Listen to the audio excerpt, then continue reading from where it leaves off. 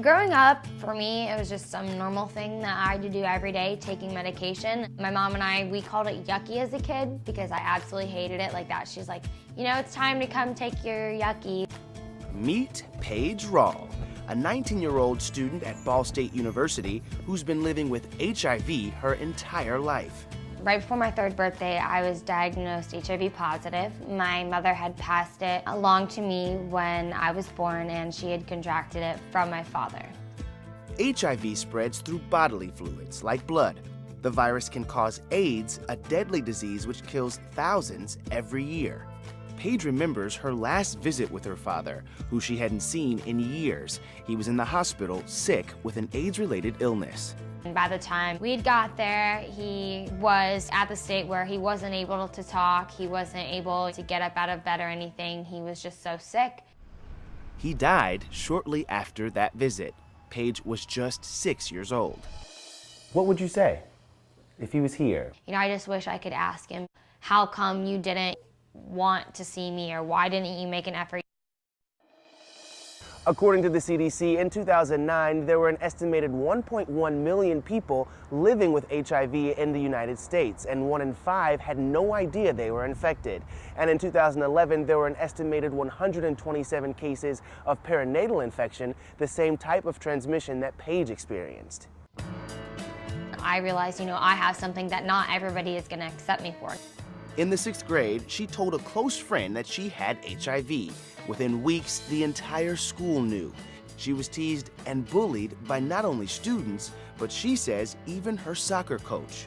My soccer coach had made a joke with my mom saying that we could use my HIV status to our advantage and the players in the other team would be afraid to touch me and I could score goals. And the principal told my mom and I that she wishes I could go here, but you know, that she can't promise to protect me. The constant teasing took a toll. I went through so much to the point where I was having stress-induced seizures for 9 months. I also lost up to 19 pounds. My hair started falling out. Just my health kind of deteriorated after a while just because of everything I was going through. She left school and finished on her own.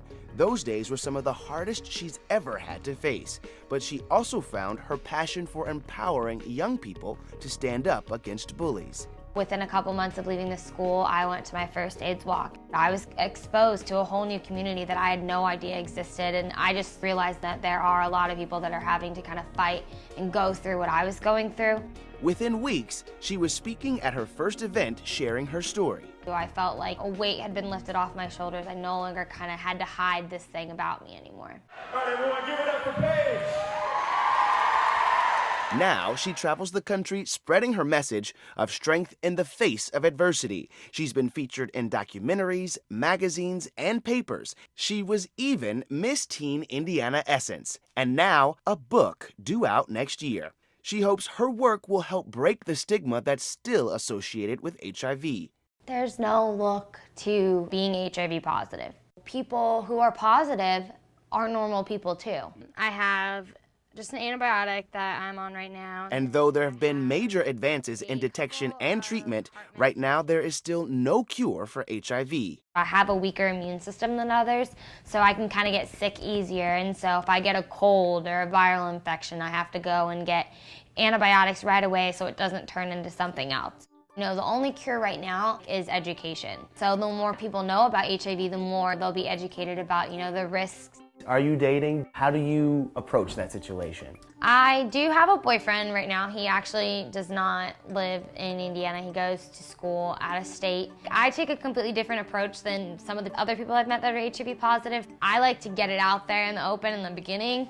And so that way, if they have a problem, that, you know, it saves me from getting hurt, them from getting hurt. Are there ever hard days? I still have my days where I'm like, what did I do to deserve this? Why can't I just be like anybody else? But I went through such a hard time to kind of help those kids that might go through a hard time in the future.